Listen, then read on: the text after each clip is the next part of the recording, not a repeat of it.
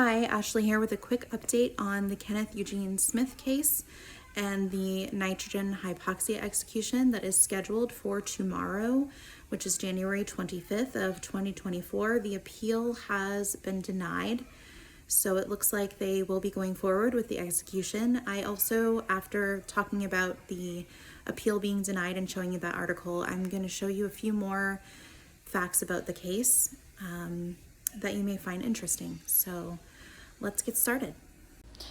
This is an article from Fox News. Alabama death row inmate facing nitrogen hypoxia execution loses last-ditch appeal. This was posted 3 hours ago. The U.S. Supreme Court has denied a stay for an Alabama death row inmate scheduled to be put to death by nitrogen gas. Alabama intends to execute Kenneth Eugene Smith, 58, by nitrogen hypoxia on Thursday. The controversial method has never been used in the United States. This is an article from Courthouse News from January 19th of 2024 this year.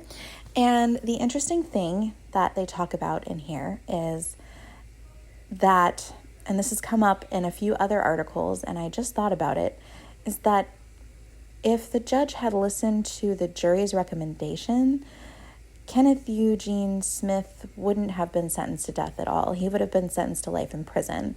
The jury voted for life. I believe it was 11-1.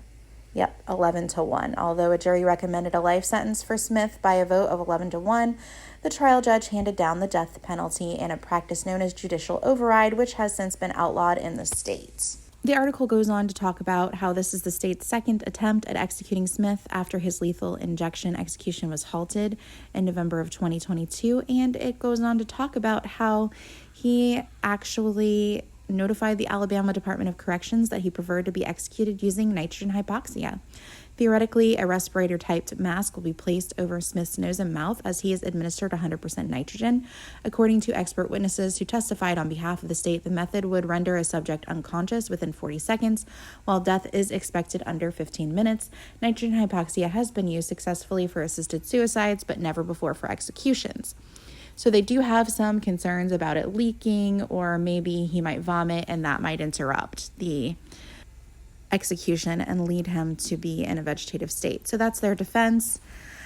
The state's protocol for the method, which was compiled solely for Smith's execution, has been heavily redacted in court and unavailable for public view, but portions have been released, suggesting the nitrogen will be administered for a maximum of 15 minutes, a process that LaCour said would not be interrupted even if Smith vomits or struggles during the procedure. LaCour called the procedure the most painless, humane method of execution known to man, noting that Smith himself has advocated for its use, while expert witnesses, including Dr. Philip,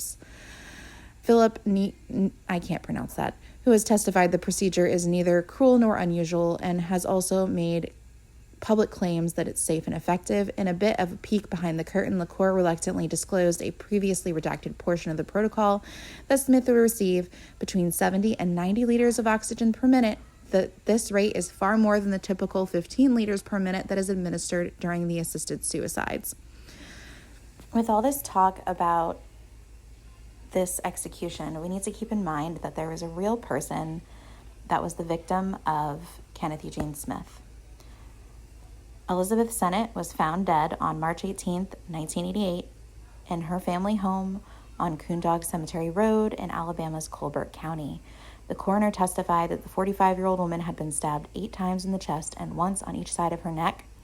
Her husband, Charles Sennett Sr., who was the pastor of the West Side Church of Christ in Sheffield, killed himself 1 week after his wife's death when the murder investigation started to focus on him as a suspect, according to court documents. So this was a murder for hire. These men were hired and paid $1,000 each to kill Elizabeth Sennett. But I would like to take a moment, now that we've discussed the nature of the crime, to discuss Elizabeth Dorleen Sennett as a person. This photo is from Find a Grave. 45-year-old Elizabeth Dorleen Sennett was well-loved in her Sheffield, Alabama community. She was described by those who knew her as kind to everyone she encountered and devoted to her family. She was the wife of a minister, mother to 2 sons, and grandmother to their children.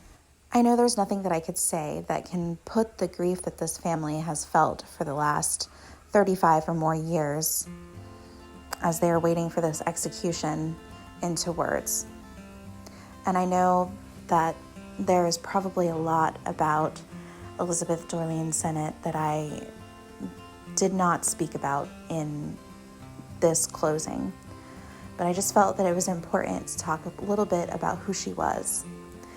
And so I hope in doing that I was able to honor her. Thank you so much for watching this video. And as always, stay happy, stay healthy, and live your best life.